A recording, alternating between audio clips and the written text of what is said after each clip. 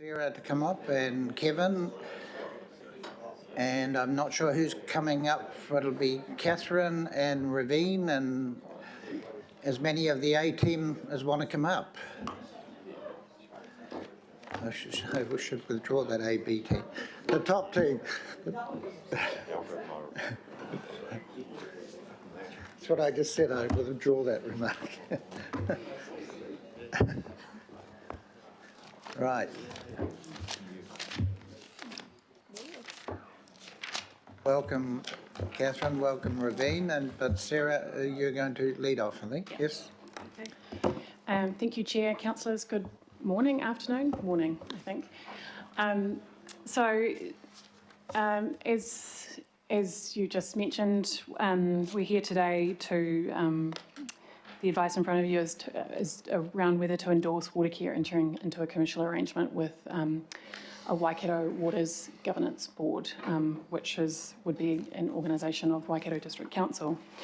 So you all have some familiarity with this, or should have some familiarity with this through previous governance workshops and information you've received from Watercare about it.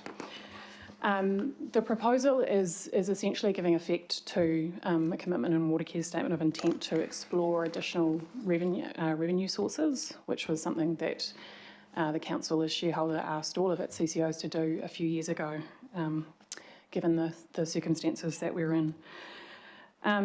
So I'll just talk quickly about the decision that you're actually being asked to make and the recommendations you're being asked to agree to, and then obviously we have Catherine and Ravine here who can answer any questions about the proposal itself. So the decision that you're making today is to endorse Watercare entering into the first 2 years of a delegated management agreement for 3 water services in Waikato District, and that would take effect from 1st of July. So the first 2 years is essentially a contracting arrangement, and then the important issue here is that it can, at the end of that 2 years, enter into a longer term arrangement, which would be done on an end-to-end service basis. So Watercare would be potentially taking on a more, integrated role in doing essentially what they do here in Auckland for Waikato District customers. And the arrangement is underpinned by the 3 principles which are included in the recs above, and I'll just briefly touch on those. So the first is that Watercare will not compromise its service to Aucklanders. The second is that there will be no cross-subsidy from Watercare customers in Auckland to Waikato, and if anything, we would hope that it would go the other way.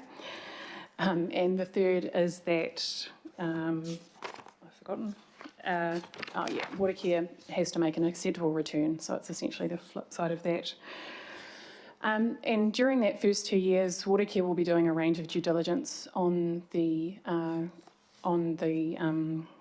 assets themselves and in the arrangement. And as Ravine has just mentioned earlier, that they're not going to know fully what the condition of the assets is, and therefore what the asset management plan will need to look like until they get in there and start managing it. So that's why the contract has been structured in that way.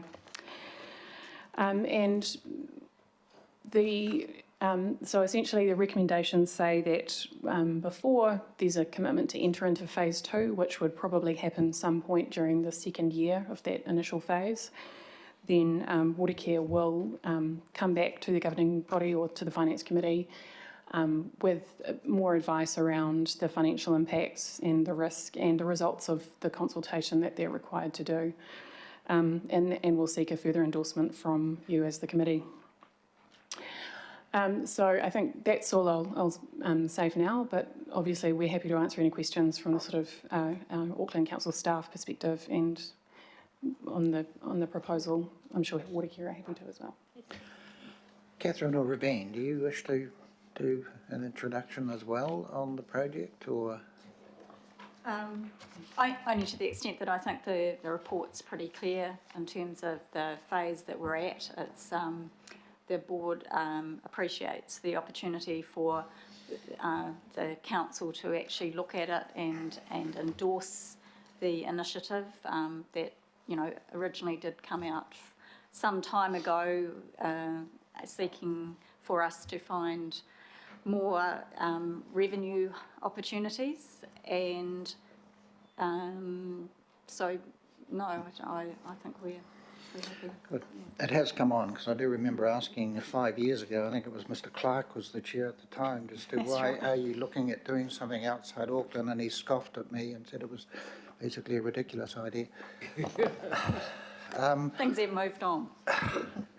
Under the risks on number 45, there is a risk that may be a substantial unforeseen investment required. Watercare has mitigated this risk through the proposed 6-yearly review of the asset management plan. Just to be quite clear to everyone, we are not using Watercare money, therefore affecting our balance sheet or anything, the group balance sheet. That is all Waikato district money that would be into the assets. Is that, am I reading that correctly?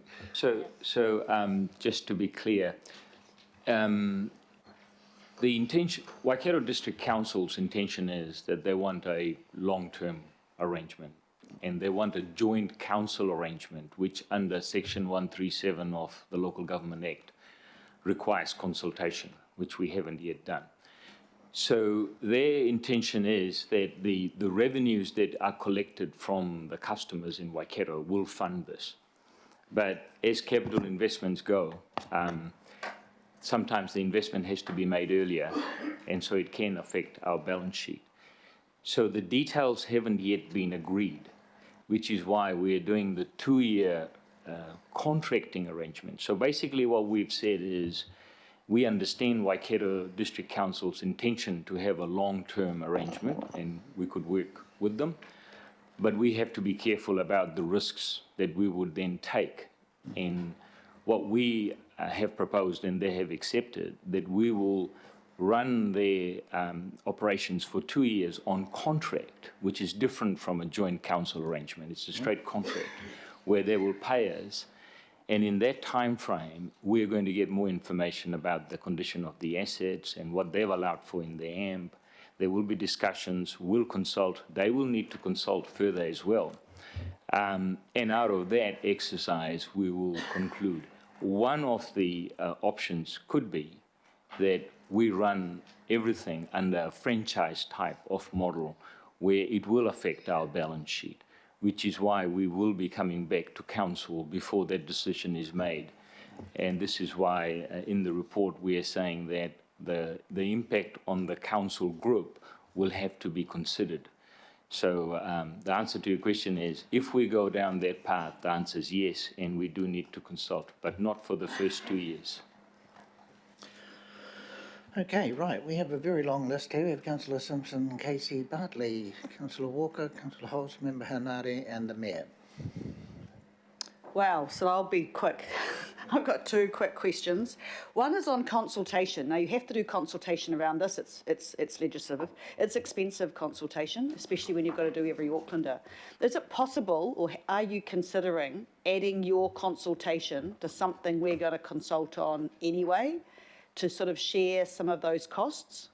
So the answer will be yes. If the council is consulting and we have a reason to consult and we can align the two, then yes, obviously. Yeah. Okay, great. Let's look for a reason, okay, because that would help everybody, okay. And my second question is just, please give me confirmation that you will give us plenty of time within the 2-year period for which to consider what you're doing.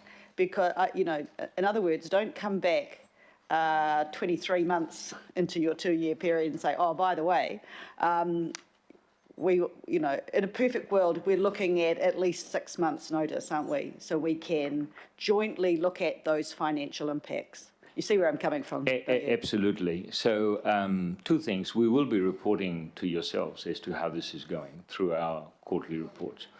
But absolutely, the onus on Waikato District Council and on us is to firm up on what the next step is sooner rather than later. I applaud the 2-year thing, and I'm happy to move or second it, Mr. Chairman. Yep, we've got you down as a seconder. Councillor Casey. Thanks, Rowena. I'm interested in the workforce that's coming over to you. Can you tell me how many workers are transferring from Waikato I'm also interested in their level of unionisation compared to Watercare's level of unionisation and the terms and conditions that are being transferred over with them. Okay, so my understanding is there's about 30 staff that are coming through. They have the option to decide not to come through. That is something that Waikato District Council is handling with them, and we're working with them. And once they transfer, their conditions will be the same as our conditions. Yeah. So they will become Watercare employees. I suppose I'm interested in whether that's good or bad for them. Are your conditions conditions better or worse? And that was back to the unionisation. Are you in the same union or not?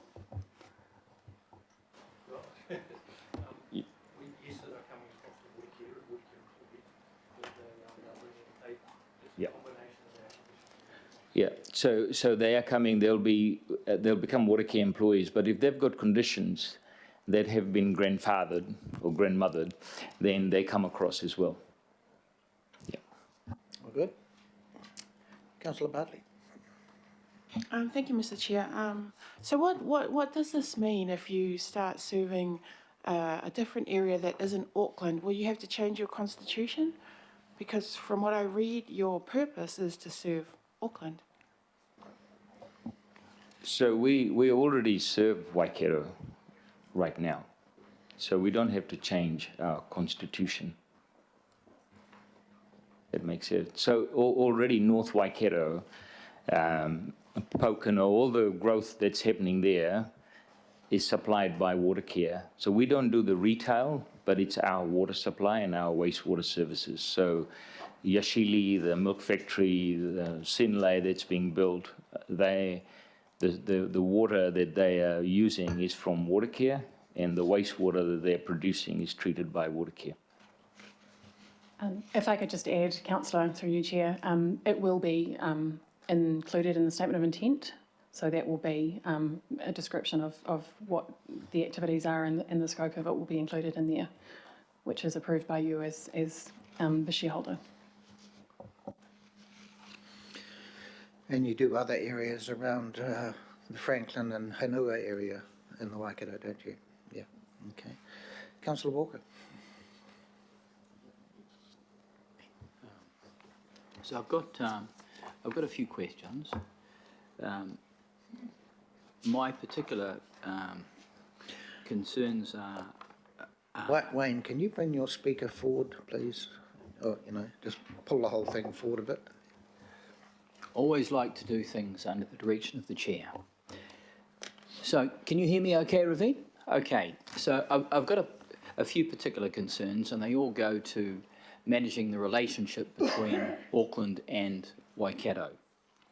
So we've got a circumstance where we and Watercare have obviously got a strong drive towards a water strategy and applying different approaches that go to water across Watercare, Healthy Water, Auckland Transport and the like.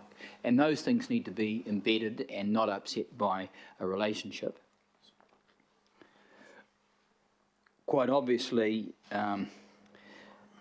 there are concerns around cross-subsidies, and as much and all as I've got a concern about this situation, that is the relationship between Auckland and Waikato as it goes to cross-subsidies, there's the potential, obviously, around amalgamation or other things that the government might be considering vis-à-vis Auckland's relationship with north of us, where the issue of cross-subsidies would be of extreme concern. A particular lens that I would apply to this is around sustainability, low carbon, the notion that if you are subsidising a very distant area, you might be subsidising impacts that are entirely unsustainable, encouraging development that frankly should not happen. So that goes to how we're consulting, what we're considering in the gambit of issues that we're putting out to people. The other issue that concerns me is, as much and all as we, as Auckland councillors, need to be aware of what's good for us and Auckland, quite obviously, we've got an interest in what's happening in the Waikato. There's the impact on the Hauraki Gulf, and myself and Councillor Watson and others are on the Hauraki Gulf Forum. So there's that aspect. So there are desirable outcomes that we need to know of as Aucklanders in respect of our relationship with Waikato. So it's not just about consulting for Auckland, it's bigger than that. Just coming back to one particular issue, which is around transparency, I think it's critical that Auckland Council and Waikato have a lot of oversight over overhead and how that is applied. And I think this goes to CCOs generally. We need to do more work in that area. And lastly, given that Watercare obviously have a lot of expertise, there's the notion of some form of centre of excellence that you might have within what you are creating here that might be available to other councils in addition. That could be areas way distant to Auckland where there are not issues around perhaps the franchising arrangement that you might consider with Waikato, but are different and might apply to enhancing the performance elsewhere. So I just toss those issues in as conceivably questions as well. The last one's a question there, Sure. So New Zealand wide. I think, I'll cover the bits that I glean out of that as questions, in your statements as well. So firstly, there is an initiative underway by government, and Minister Mahuta is currently consulting on the future of the three waters. And therefore, the 2-year transition that we have put in helps us with that, because if a decision is made by central government that there is going to be a different structure for water supply, and Watercare's relationship with Waikato District Council does not fit with that arrangement, then we can terminate and move out. So that gives us some time, hoping that the government will make a decision in the next 2 years. So it gives us some time. With regard to the risks and subsidization that may come if we went north, that would only happen if it's a government-mandated structure. If the government decides that there will be a water entity that includes Watercare serving the north, well, that would be the law, right? And there would be an opportunity for the council to provide its feedback to the government proposal. But if Watercare were moving anywhere else, we're doing Waikato, we would always keep the principles that the council has got. On the matter of broader relationships between council and Waikato District and broader policy statements, well, they remain, So Waikato District Council will have its own planning, its own drivers for what it wants, where it wants growth and where it doesn't want growth. We would just oblige, as we do here with Auckland. The difference will be Auckland is a shareholder and Waikato will be a client. There's a big difference between the two. So we are very wary about our values and what we stand for as Watercare and the expectations from council as to who we are, and the desires for us in terms of the service we provide our customers, how we treat the environment, and our obligations with Maori and iwi. Well, the expectation from Waikato is that they will benefit from that. So I don't think that we will compromise, and it's there. We will not compromise who we are because of Waikato District Council, and I don't expect them to ask us to. And just from the board's perspective, the board is closely looking at, the commercial arrangements and the transparency and how we will ensure that there is not cross-subsidisation. It's important for our organisation as a whole that when we go into this is beneficial for the organisation, as well as for the Waikato customers, in producing a good outcome as well. Okay, right, just so you realise you're not being forgotten, I have Councillor Holmes, Member Hanari, the Mayor, Councillor Bartley, Councillor Fletcher, Councillor Casey. Councillor Holmes. Thank you. Really interesting, and it is something that has been signalled for a long time. So my particular question is, just in context, I think we've already got a really close relationship with the Waikato, and out of respect to the Waikato region, we receive their water, we use their river, we already owe them, in inverted commas, for the luxury of using their river system. So I think we need to make sure that people don't see this all as a one-way flow. So my question is around flow, and I'm interested in what the backflow device is, because obviously we want to have flow of revenue into Auckland Council, and we want to understand what the backflow device is to stop revenue flow out of Auckland Council into Waikato Regional Council. And I guess that will only become clear, that's what phase one is for. The bit that interests me is how we are talking to Minister Mahuta about phase one as an opportunity to test drive the Three Waters, the government's Three Waters plan. So that's my first question, is are we in direct discussion? Because it seems to me that that's quite an urgent discussion. That's a very good question, Councillor. So the government and the minister are aware of this relationship and are watching it closely. I personally think that the council's support and feedback to the minister would be useful, because we've always said that this is council's role with central government, not Watercare's role. So while they are asking us, officers are asking us questions and we give them answers, we are not advocating this as an option instead of. But I would suggest that it is definitely something that Auckland Council, as shareholder, can do.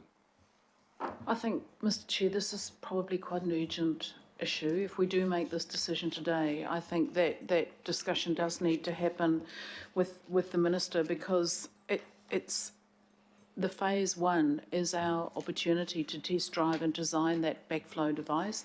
The minister, I think, is not supportive of a, in inverted commas, a backflow device being inserted into this process. But we are at the forefront of the government's Three Waters proposal, and we're actually doing it. And ideally, this piece of work is there to test drive and show that we can do it without the cross-subsidy, the interregional cross-subsidy. So I think, Mr. Chair, my question's been answered, and my advocacy is that we pick this up with some urgency with the government to make sure that this is explained as the shareholder in partnership with our CCO, that the story doesn't become owned by someone else, which seems to be what happens. And my last question is, just as we oversee the governance side of this, will the governance complexities be oversighted by the board on behalf of the deliverer, or by the shareholder, i.e. council? So when things are thorny, difficult, complex, or surprises arise, is it simply the Watercare board or the shareholder, or a joint process that will oversee that?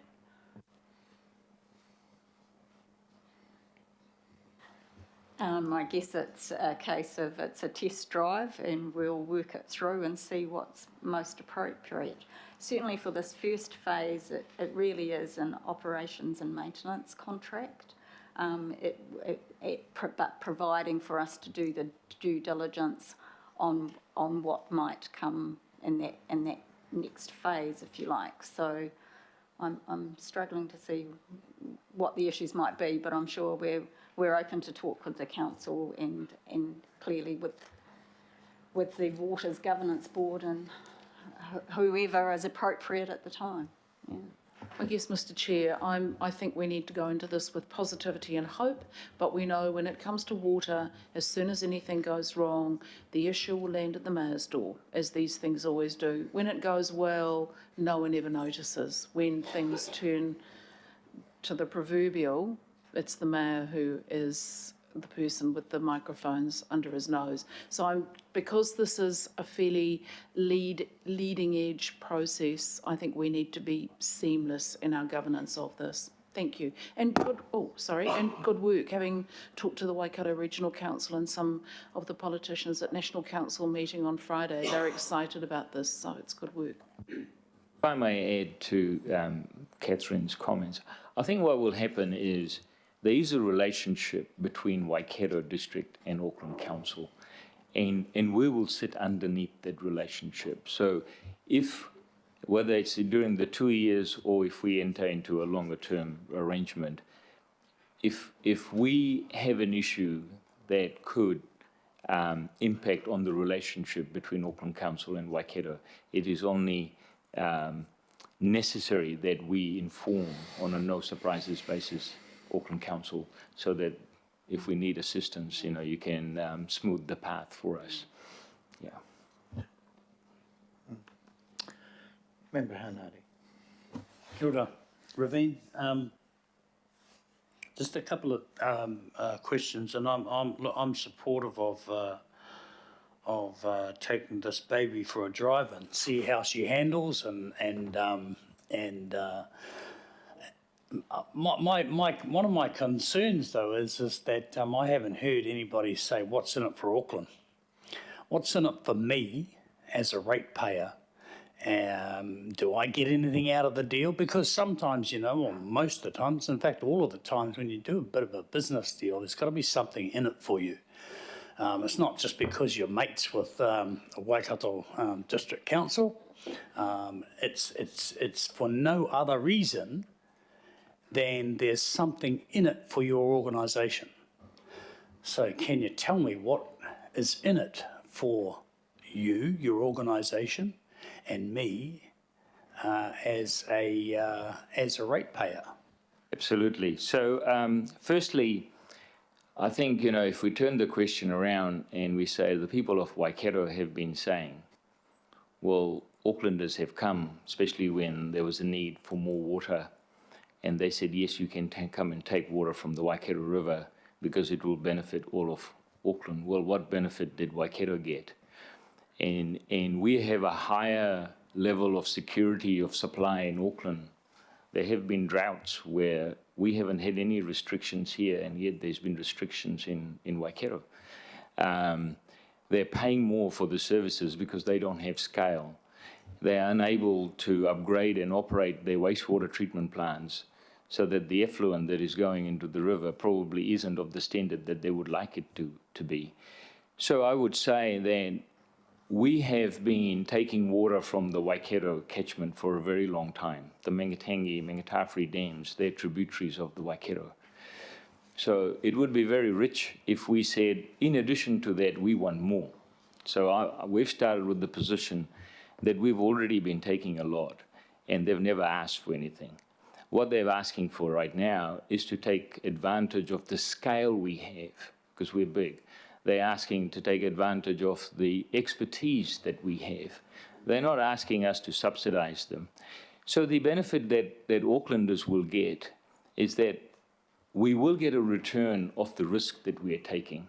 So there is going to be some additional income that we're going to make. We're not saying that there will be no additional income. So while we're not subsidizing Waikato, they are going to give us money that we bring here, but they're going to gain as well. They've already identified that through this relationship, over the next 10 years, they're going to save $28 million, which they wouldn't be able to save if they didn't have this relationship. And what we're saying is, yes, we will help them get that saving, but we will, in addition to that, also get additional funding that we can take. So it's a win-win. Waikato residents win, and we should win. But we will test it in the test drive over the next 2 years. Thank you, Ravine. You should have been a politician. Lovely how you turned my question around. And I accept that, what you say. The last question, and I suppose it's one that council hasn't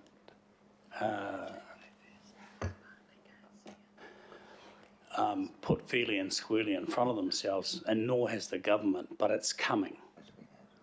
And that is the issue of where Māori stand in terms of the ownership of the resource. And again, I refer back to my first question. I said, what's in it for me? The same could be said for what's in it for Māori. And I know that's most probably not a question that anybody can answer within the next 5 seconds, 5 minutes, 5 months, 5 years. But I suppose it's not a question; it's a bit of a statement. And there's also another question that I do have, and it is about I suppose the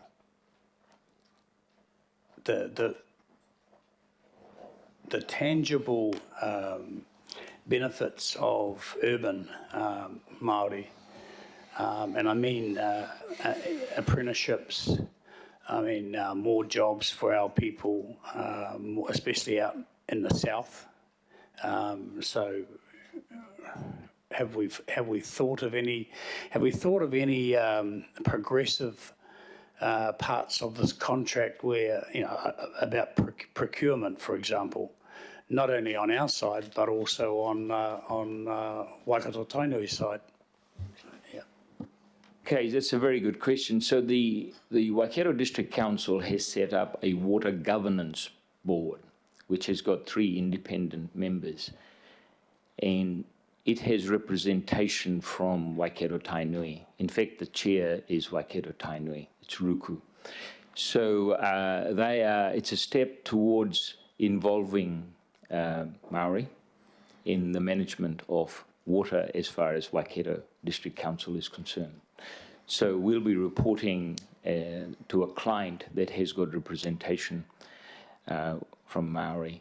In terms of jobs, the initiative that we have, the opportunity that we have, is the Central Interceptor. So we are already working, Central Interceptor is a project, we're working with the Southern Initiative. We have identified a number of opportunities because we've got a project that is going to last 5 years. Opportunities for tunnelers, opportunities in every field. So, and it's a large scale, long term.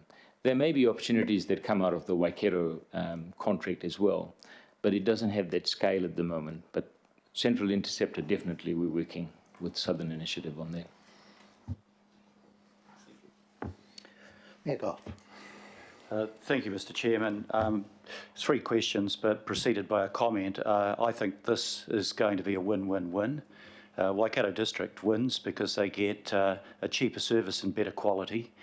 We win because we entrench our position in the Waikato where we need to, but we also get a potential reasonable revenue from it. And the government actually wins because I think they're going to find it much harder than they think to compel the amalgamation of different organisations. This is in Nanaya's back patch, and we can demonstrate that it works. And I think, as Councillor Holt said, that the Local Government New Zealand will look at this as a model. So I think it's a sensible move. I think the paper is a sensible one, but I just want to come to the questions because the nagging concern is that risk that's identified in the paper, that there may be substantial unseen investment required. I have no idea of what state the Waikato District Council's water assets are in. But I'm presuming that even though you haven't gone through your management plan yet, asset management plan, or done full due diligence, you've got a bit of an idea. And the question is, you say in your letter to us of the 16th of April under 3.5 that far from exacerbating our debt to revenue ratio, you think it will have a positive effect. And I really want to explore what you're basing that on. So and we're still in discussions with Waikato District, but one of the options is that we, in the joint council arrangement, end up billing the customers directly. So that requires over the next 2 years for Waikato District Council to consult its ratepayers, because that wouldn't be a rate, that will be a water charge, which is a contractual charge. But assuming that that's what we do, then all the revenue is going to be our revenue. So it's going to come through our books. So we will have increased revenue, and then whatever the debt is, we'll have increased debt as well. But the numbers that we have done suggest that the debt to revenue ratio is going to get better. Okay, but that's premised on there not being a massive job that needs to be done to upgrade their assets, and I want to know from you what you know about the state of their assets. So that is why we're doing this 2-year exercise. So we've done some work, but it is never enough, because most of the assets are underground. We know what condition the treatment plants are, okay? When we had amalgamation and we took over Rodney and Franklin, and we found a lot more than we would have otherwise known.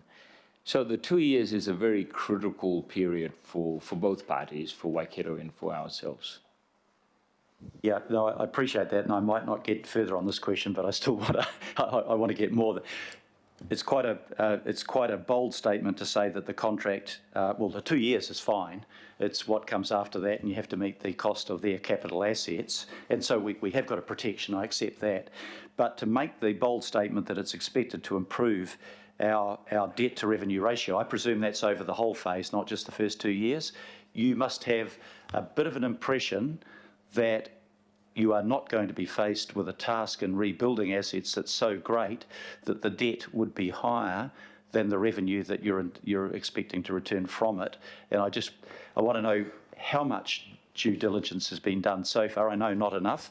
No, you haven't done the full task, but you must have a bit of a sense in order to be able to make the statement you have to us. Exactly. So based on what we have done, and we have done a fair amount, we believe that that would be the case.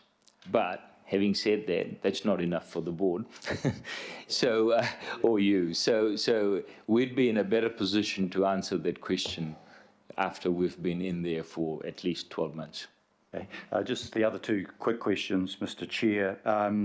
You say that it'll generate revenue of about 20 million a year to you. What do you think the net, I presume that's over the next 2 years, what do you think the net revenue is rather than the gross revenue? So when you say net, is that a way of asking us what is our profit margin on that? I was deliberately avoiding that word. Yes. For the sensitivities of Kathy Casey. Yes. So net revenue is pretty much the same thing. Yep. Exactly. So for the first 2 years, I will remind everyone we're in open session. yes, for the first 2 years, what we've said to Waikato, because this is being fair.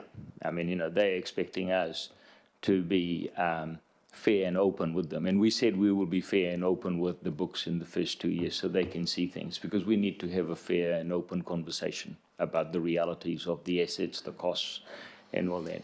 So the first 2 years, what will happen is Waikato is collecting the revenue. They're going to deduct the sum of money for the services that they continue to provide themselves, and they will pay us for what we believe is the services we provide. So it is not a question of the balance, because we're not in that stage. There would be more after we get into an arrangement that is beyond. But in the first 2 years, what we're saying is we'll be compensated for the effort we're putting in. Thank you. The third question is that, as I understand it, under your legislation, you're prohibited from paying a dividend, and you're prohibited from providing water other than at the lowest cost possible. So how does that affect the net revenue, to use that word again, that you are bringing back to Auckland? And I'm presuming that if you're making money out of that, then that will just be the dividend in inverted commas will be delivered in terms of less price rises for Auckland water users. But you might like to clarify that. You're absolutely right. So this is Councillor Hanra's question. So that's the benefit for Aucklanders. They would pay less because we're getting revenues from elsewhere, surpluses from somewhere else. Yes. And that's why, but also, but back to your first point, and, you know, in the paper, Sarah and Kevin, and been signed off by Matthew, is clause 45 is signalling that we do see there is potential risk there. So we have Councillor Fletcher. Thank you, Mr. Chairman. My questions have actually been answered already by those that were posed by the Mayor and Councillor Hulse. But might I just observe that this really is a vote of confidence in the excellence of Watercare, in their staff, and also in their board. And I think as we go through, if this is adopted today, the process of evaluation, it's going to be important that we continue to see stability on the board of Watercare, because I think they have grasped quite carefully from the feedback I've heard today in the open agenda, the complexities of moving forward and the opportunities. But I think we really should note the recognition of Watercare in, you know, a small country like New Zealand. To have an outstanding organisation that others want to be part of is something we should be very proud of. Thank you. Right, we have three people asking a further question, which is Councillor Bartley, Casey and Wayne Walker. Thank you, Mr. Chair, and through you. I just wanted to clarify, those parts of the Waikato that we currently serve, was that because those parts were within the Auckland boundary before? Okay. All right. So we were within our constitution when we were servicing those areas. This I see as totally separate and different and outside what the constitution allows. So I'm looking for some guidance of how to get past. The purpose of Watercare is to provide Auckland's integrated water supply and wastewater services. I'm not a lawyer, but I think that doesn't prohibit us from delivering that as we do now, and also venturing into other areas, you know, that can support our operation. I'm not sure if our Maybe Rob could come up. legal. Yeah, and maybe I'll fill in the gap while Rob gets up here. I was a lawyer, but I'm no longer bound by a code of ethics, which is quite liberating. Sorry, that was an appropriate way to start my response. Yeah, I'm no longer practicing as a solicitor. But my understanding is the Constitution is empowering. Yes, that is the purpose, to provide water services within the Auckland region, but it doesn't prohibit going above and beyond that. Rob is nodding slightly to my right. But look, if it is of concern, I think the most relevant governance document at play here is the Statement of Intent. And there's already been shareholder feedback given by this committee to Watercare. I think that the final Statement of Intent must reflect any decisions that are made around this deal in the Waikato. If, I guess, there is any uncertainty or lack of clarity in the Constitution, you as the shareholder have the ability to amend that Constitution at any time. So my advice to you would be, whatever the decision is today, first and foremost, get the Statement of Intent to reflect that decision, and then if there's any tidying up that needs to be done in the Constitution, which is a bit more of a mechanical document, we can do that at a later date. Rob.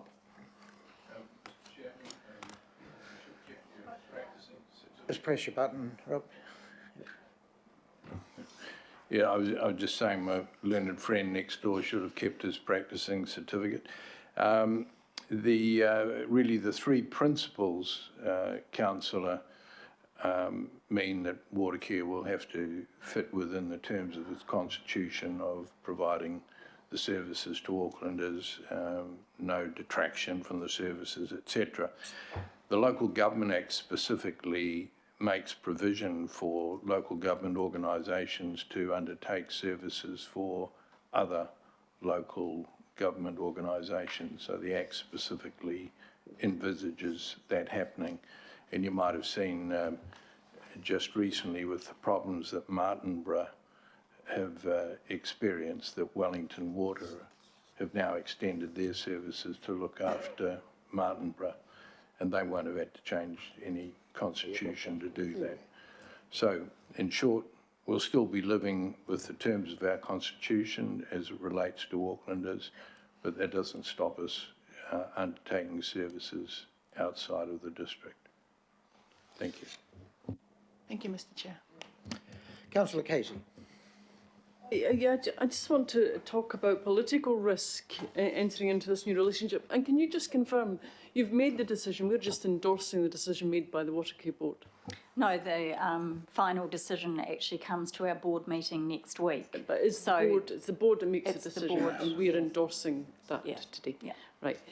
Alan Sampson, the mayor of Waikato District, has made some pronouncements in the media about the future of water services in New Zealand, and that's my worry, right? We have our view, and we're very clear that this is not a precursor to taking over Northland, Wellington, the North Island, the South Island, and the whole of New Zealand. It's not that. And yet Mr. Sampson has said that he says that this is a template, really, a mega deal template for the future, where water services might be delivered by one service provider in the North Island and one in the South Island. So just to be clear, that is that going to stop those kind of pronouncements, because we'll now be in a deal, we'll now be in a kind of partnership, and it wouldn't be right if I hear that from the mayor at the other end of the deal. So how are we managing the political relationship? Maybe it's a question for the mayor, actually. Yeah, I was going to say that is exactly what I was trying to say earlier when Councillor Hulse was speaking. Because I think this is a bigger picture relationship between councils, and we're just helping Waikato, and we're not going to get involved in the politics. That's for council. Yeah. That's what you're good at. We're good at what we're doing. So.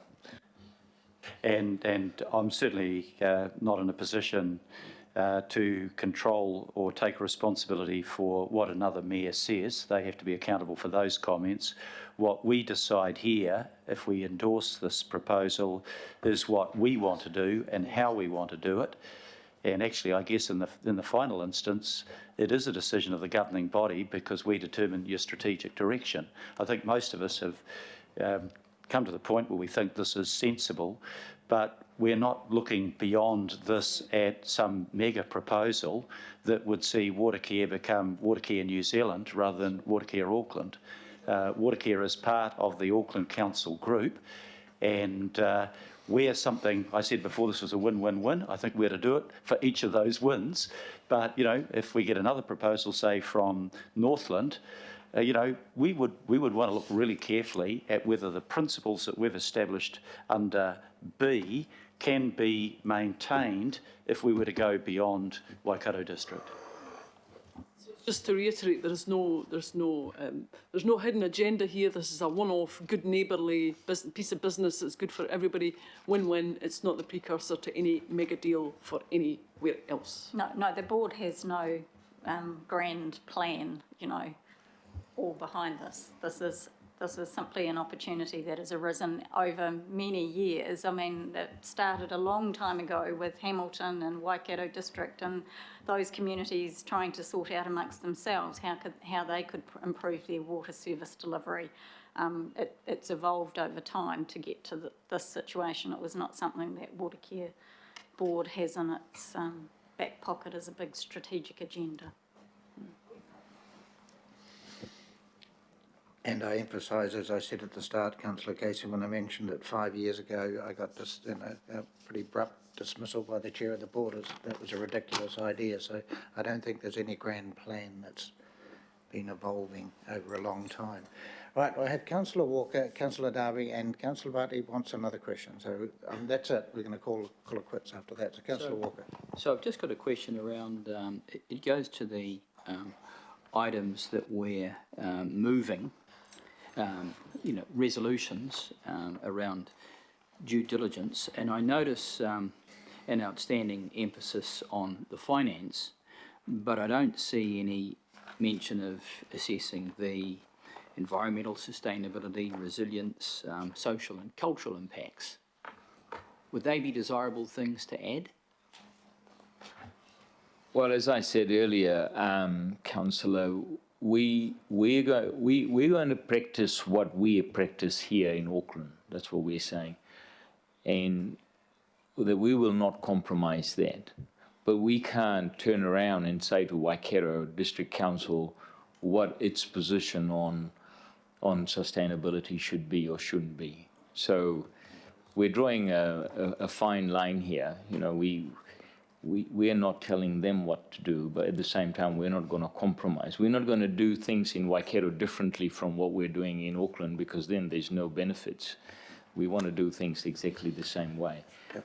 So what I'm really saying is, you know, whatever you see Watercare doing, whatever you as a council have asked Watercare, what our values should be and how we should behave is exactly how we're going to behave in Waikato.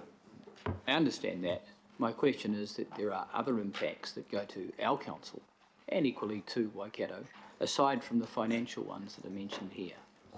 And is it desirable to bolt those on so we give recognition to them? Because from my perspective, the issues around resilience, environment and sustainability are as important, if not more important, than the financial impacts. I think, through the chair, if I could pick this up, I think Raveen hit the nail on the head earlier when he differentiated between the relationship between Auckland Council as a shareholder and Watercare as Waikato District Council as a client. And I think it's inappropriate of Watercare to be trying to influence the strategic direction as a client of what they're doing. It's stepping into their jurisdiction as a council to set their strategic direction and do their planning. So I think in this instance, Watercare is merely the provider of the service. Let me be clear, I'm talking about Auckland. So yes, there are going to be financial impacts, but equally there are issues that go to resilience, environment, sustainability, social and cultural that go to this relationship here. They're not mentioned. I'm just flagging them because I'm interested in certainty that those things are considered in what you consult on and what you're putting up. Yes, so I think it's worth just noting the first principle under Resolution B. So Watercare won't compromise its obligations in service to Aucklanders. So if the council as shareholder has certain baselines or objectives that it wants Watercare to meet around those issues that you've just raised, then that is, we can hold them to that. It's The other question I'd ask just very quickly is there the possibility of consideration of some other financial structure? So, for example, you could have a limited company that Watercare might have an association with around Waikato's water assets, so that we don't have this circumstance where there's a merger, if I call it that, given that it is quite a distinctly separate operation geographically and in terms of its assets and its customer base. So that's a very good question, and I think that is something we will be looking at. The board has suggested that we look at how we minimise risks and how we structure things. So that's part of the conversation over the next 2 years before we come back to the council. Yep. In 18 months' time, we will be coming back with that. All right, Councillor Darby. Just a comment. Have you finished questions? Well, Councillor Bartley, do you have another question? Yeah, well, if you could go ahead then, Councillor Bartley. Thank you, Mr. Chair. I'm just wondering, you know, what happens, because I'm looking at point 45 about the substantial unforeseen investment. I'm looking at how this commercial arrangement is for up to 32 years, and that the way you're proposing to mitigate that risk is a 6-yearly review. So what if we find something really bad in that 6-yearly review? We're tied, aren't we? Is there any way that can be picked up in the first 2 years or? So that's again a very good question around risk. So we haven't finalised our contract. We're still talking to Waikato District right now about what happens beyond 2 years. And this is one of the, it's a risk-reward conversation. You know, if if Waikato District wants to put more of the risk on water care, then our expectation of the risk reward has to be higher. If they want to water care not to be having huge surpluses, then the risks need to be lower. So this is part of the conversation. One way around that is to say, well, in the 2 years we are going to look at the assets, but that may not be enough. But it's not just the asset condition, it's also their planning. So Waikato, what happens to their plans, their growth plans? What happens to legislation, drinking water standards, environmental standards? There could be other drivers that add cost, and there needs to be an opportunity for Watercare to have a conversation with Waikato to say, this isn't something we had anticipated, and therefore we shouldn't be held to the price or whatever we had agreed. But that is part of what we need to agree is during the 2-year phase. Okay, because I find this worrying, but I hear people say it's a win-win. I heard you say we should win. So that makes me worry. Yes. If I said it is definitely a win-win, then Waikato District Council would be very worried. I think through the chair, look, from a staff perspective, and our advice to you today is this is very much an agreement in principle. I was speaking with Raveen beforehand. It's a bit like when you're renovating the house. It's not until you pull the jib off the walls and you see what's behind it that you truly get an appreciation of what you might be in for. We are asking you today as staff to agree in principle to this arrangement to allow Watercare, up 2 years to have as good a look as they can at the assets, and before they commit to that longer term arrangement, come back to you and say, this is what the assets look like, this is what we think the asset management plan will look like, the expected revenues would be this, and there would be a further discussion about where those risks, as Raveen says, where does the risk and reward sit? And at that time, that's when you'll have to make the decision about that sort of next 30 odd years. But the decision today is to set some parameters around that first 2 years, so there's no cross-subsidisation and that Auckland customers aren't impacted, but to allow Watercare the time to do the thorough due diligence so that before we enter into the next 30 odd years, there's a completed picture as possible. And that contract may still have break provisions or further review clauses. We don't know yet. That hasn't been finalised. Right, councillors, we're down to 2 people that wish to make comment. I think this is going to go through, so I don't know how many comments we need. So Councillor Darby and Councillor Watson. Yes, thanks, Chair. I just want to make a brief comment because it's been an interesting inquiry about this here today, and it's been very constructive. And I want to take my hat off to Waikato District Council for actually asking the question, how could we better provide our water services to our people? And I'm sure they've got people top of mind. And then I want to acknowledge the Watercare Board and Executive for answering that question and deepening that inquiry with Waikato. And then I'm sort of thinking, sitting here, pondering that we're coming up 10 years of the new council reorganisation. And I don't believe we would have got to this level of engagement with Waikato and this offer on the table unless there had been a reorganisation. And it's this scale that actually allows Auckland to start contributing back to the nation. In this case, it's contributing to Waikato. So I think this is a reflection of this 10-year structure that we've been experiencing. And I think going forward, there's a lot more opportunity. We often, for the city, an international city like ours, the big city in New Zealand, to contribute more like this. It could be in transport, it could be in environmental areas, it could be in many, many areas where we have deepened our knowledge because of the scale and investment that you get out of scale. I don't look at this as getting something back out of Waikato. I actually think that a city like ours does need to contribute to the balance of the country. I'm not looking for much more than eventually, when we go through the first stage, making sure that we aren't subsidising, there's no hint of that, and that there's a modest recovery. I do not expect some big, plus 5% or in a low inflation environment, let alone a so-called commercial return. That's not what I'm expecting. I don't expect there will be any hint of price gouging, and I think we can assure Waikato there will be absolutely no price gouging.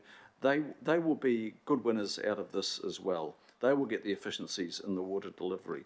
But going forward, I can't help but think how paltry our contribution is to our GDP at 37% for 35% of the population. We've actually got to look at how Auckland contributes on a number of fronts to support the balance of New Zealand, and this is just one small example. And going forward, I think it would be a really good study for this council, for the new council, to look at other opportunities where it can contribute to the nation. The days of going to Wellington cap in hand, asking for something and not fully explaining ultimately where we are going to land as a city as a major contributor back to the balance of the nation, it's all wrong. We've got it all wrong. We've got to demonstrate that we are contributors to the nation, and therefore the capital will deliver such returns. Thanks, Chair. So, Ravine, you're the spearhead to break down north of the Bombay Hills prejudice. This could be the thing to do it. Right, wrapping it up, Councillor Watson. Thank you. Just a couple of very quick comments to echo some of the observations made by the previous speaker. In the first instance, this is just a 2-year phase that will really just carry out due diligence, so we can take a degree of reassurance from that.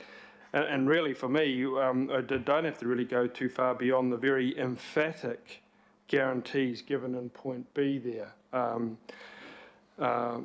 Water Services will ensure its obligations and service are not compromised. There will be no cross-subsidy, and Water must make an acceptable return. So those verbs are very definitive and don't leave much room for manoeuvre. So I rest very much reassured by that.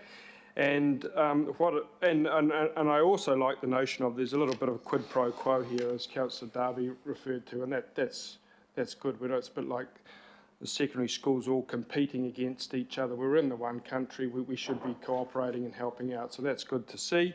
And finally, I'm much reassured by what I observe of Watercare's management of projects in my ward, where we hear this very unusual term, on time and under budget. And that's what we experienced with the Whangapraia Outfall project, which was superbly managed and delivered.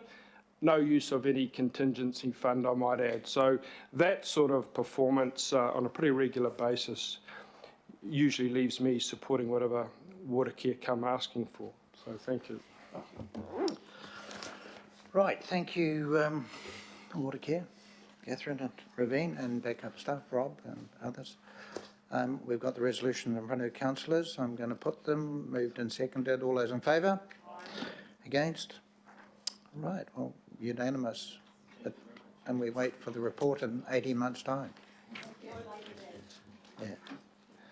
Right, councillors, I'm going to move the information report and seconded by Councillor Walker. Any discussion? I'm going to put that. All those in favour? Aye. Against? No consideration of extraordinary items. I now declare the meeting open. Closed. There is lunch. There is lunch. Thank you.